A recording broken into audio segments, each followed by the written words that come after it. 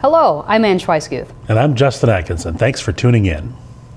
Well, it was a close call for a Washington County Sheriff deputy last week. Deputy Greg Ryder was responding to the scene of an accident in Hugo and was attending to the parties involved when a second vehicle crashed into the scene.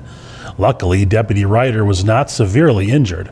This is a good example of why it's the law in Minnesota to slow down and move to the left when emergency vehicles are on the side of the road. The driver of the second vehicle was cited by the Minnesota State Patrol. Woodbury has been named one of the best places to live in the U.S. Money Magazine picked the top 50 places to live around the country, and Woodbury's employment opportunities, especially in the healthcare field, location, and access to parkland and trails made it on the list. The city has over 140 miles of multi-use trails and 3,100 acres of parkland. The mayor of Cottage Grove will deliver his annual State of the City address on February 7th. Anyone interested in learning more about the direction of the city is invited to attend. The speech will also be shown live on Cable Channel 16 and online at swctc.org. The presentation will take place in the council chambers at City Hall starting at 6:30 p.m. If you like pets, and let's face it, that's a lot of us, you should head over to Woodbury Central Park on February 17th for the Central Park Pet Expo. Several booths will be set up from a variety of organizations to learn about pet-related supplies and opportunities. The expo runs from 10:30 a.m. until 2 p.m. The City of Cottage Grove is building a new fire station. Recently, we got an inside look with firefighter Kevin Zittel. Hi, I'm Kevin Zittel with the Cottage Grove Fire Department. Today we're going to take a look inside the new Central Fire Station and give you an update of what's been going on.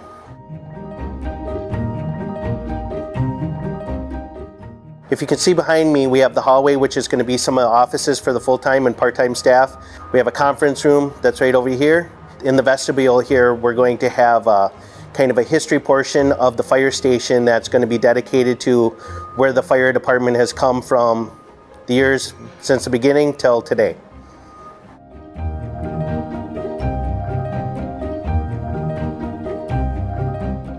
So now we're in the office portion of the new station here. We have 3 offices for the chiefs and the fire inspectors. Also, what we're going to do is in the middle, we're going to put 3-sided cubicles. So it's very similar to what the police department has. So there will be 6 workstations in here for full-time and part-time. The major difference here is, compared to the old station, everyone will have a workspace together. So there will be team unity and everything. As before, full-time had an office, part-time had a different office. We're in the main training room here where all our Tuesday trainings will take place if it's classroom portion. And another nice thing is the wall divides down the middle so we can separate the training rooms. So we could have 2 training rooms or 1 big training room. And then the also thing is the rooms are divided so there will be audio and visual equipment on each side.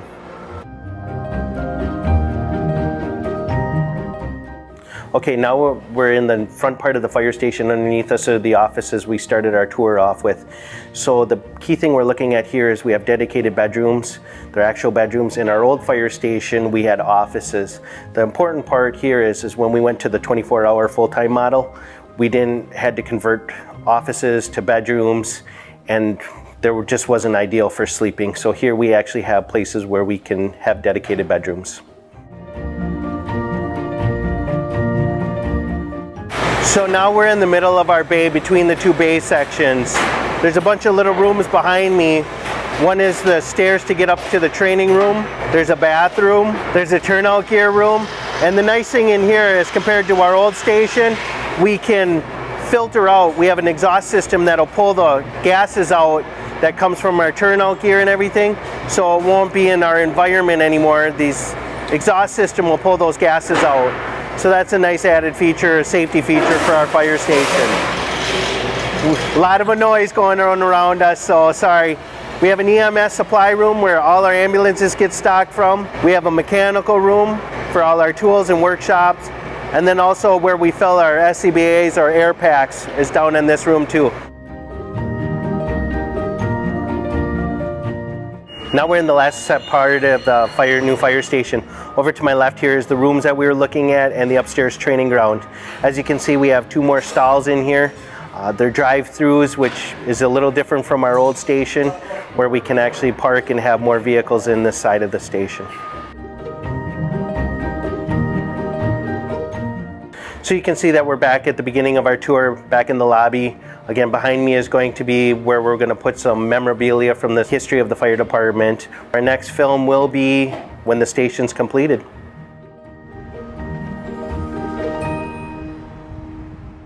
The new Central Fire Station is expected to open in March or April. We'll let you know when an open house for the public to check out the new building will happen.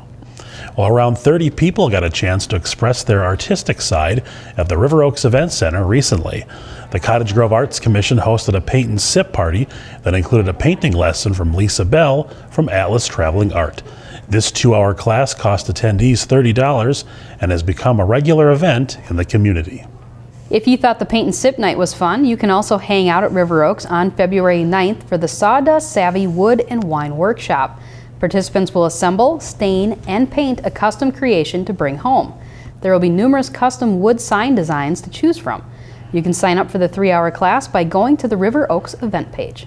And fellas, if you're looking for a romantic place to take your significant other, you can make reservations at the River Oaks Event Center for Valentine's Day. They'll be serving a 4-course meal that can begin with crab cakes and end with tiramisu. Cost is $50 per person and reservations are required. Recent tragedies at places of worship prompted the Woodbury Police Department to hold a course on church safety earlier this month. Worship leaders from around the city gathered to learn more about what they can do to improve security. Tonight we're providing a training for interested church groups who are interested in coming in and learning a little bit more about how to enhance security, both on site security and with staff training. Primarily be focused on 2 things, which would be site security, learning about facility security from a physical standpoint in terms of the building, the parking lot, and lighting and things like that. And then also a staff training component where people will get an opportunity to maybe think a little bit more about their workspaces and from a security standpoint and think about what they have available to them if there was an emergency, whether that be medical or another emergency. Churches are unique, they are an open environment, they strive to create that openness, and it presents some security problems potentially, so it's a good opportunity to network and share what's been working and maybe get some ideas in terms of what areas for improvement they can have at their actual buildings. For us, it's an ongoing dialogue. We want to keep that dialogue going year-round. So while this is a training to really get that dialogue started, we hope that this is part of a bigger picture in terms of reaching out to other groups and getting the information out there. The presentation given to the group is available to download. Contact Woodbury Police for more information. Super Bowl 52 is 2 weeks away, and the Healthy Sports Center is getting into the action by hosting the Anytime Fitness Super Snow Spectacular on Saturday, February 3rd. This free family event features activities like bubble hockey on ice, tricycle races, sled bowling, food trucks, and more. This event will serve as a warm-up to the Celebrity Sweat Flag Football Challenge that takes place in the Fieldhouse at 1 p.m. The game is sold out, but you can still watch it for free on a screen near the outdoor ice rink. All this Super Bowl-style fun begins at 10 a.m. Well, it's not a place you'd like to find yourself, but when you get hurt, an ambulance can be a welcome sight. Recently, Woodbury EMS purchased 2 new ambulances, and we got a chance to check them out. So the biggest push to move for these ambulances was just the fact that they're a lot safer for patients and crews. We've removed the bench seat, which put a lot of us as providers sitting sideways. We now sit forward, and it forces us to be in a chair that actually has a shoulder belt and a lap belt.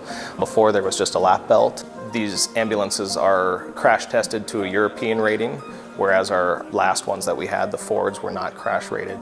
One of the nice features about this is that we have 4 different cameras on them. So we actually have a reverse camera, and then we also have whenever our blinkers turn on. So when we go to turn right, it'll pop up on the monitor a view of the right side of the ambulance, so we can go ahead and see if there's any obstacles next to us or other vehicles and stuff like that. The way that the ambulance is designed is laid out a little bit differently, so everything that we have that we would use with a patient is within arm's reach. The nice thing about the new stretchers is they're actually all motorized. They have an electronic system in it that allows me to save my back, hopefully for many more years of use. These stretchers are able to slide out on their own, obviously with my assist, but I can pull them out, it holds them up, and then with a push of a button I can set them down. It's nice for the motorized portion of it to just lift them up, and then we can just slide them right in the ambulance. So it really, really saves on our back. I think that we turned out with a really good product here that again provides all the benefits for the patient first, but the providers as well who take care of them. Woodbury has a total of 4 ambulances working from the Public Safety Building on Radio Drive. The city is working to replace the remaining 2 with Freightliner ambulances in 2019. The City of Cottage Grove has partnered with a private online network called NextDoor. This free social networking website allows residents to connect with their neighbors to help build a safer community. The city will also share information and updates that are relevant to your neighborhood. There are 35 Cottage Grove neighborhoods on NextDoor. You can sign up by visiting nextdoor.com. Now here's a quick look at some upcoming meetings you might want to attend.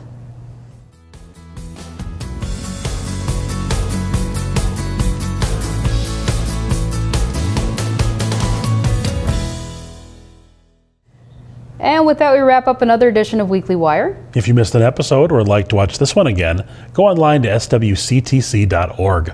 Click on the Watch Programming button found on the lower portion of the homepage, then select Weekly Wire. And of course, you can stay up to date with us on social media on Facebook, Twitter, and Instagram. Well, Justin, we had a bit of snow this week. Yeah, we had around a foot dropped on us in South Washington County. It's a lot of snow, but the plows are out in full force here. And they did a great job. They really did. Yeah. You know what else we noticed? Neighbors coming out and helping each other. I know on the street that we live on, a lot of people are coming out and helping each other when their cars were stuck, and it was really nice to see. There's a lot of stories about neighbors shoveling people's driveways and help, because it was really heavy snow too. Yes, very, very thick stuff. So that's fantastic. I think that's what South Washington County and really Minnesota's really about, helping their neighbors and getting out there. So that's Minnesota nice. That's right. That's what we like about it. All right, we'll see you next week.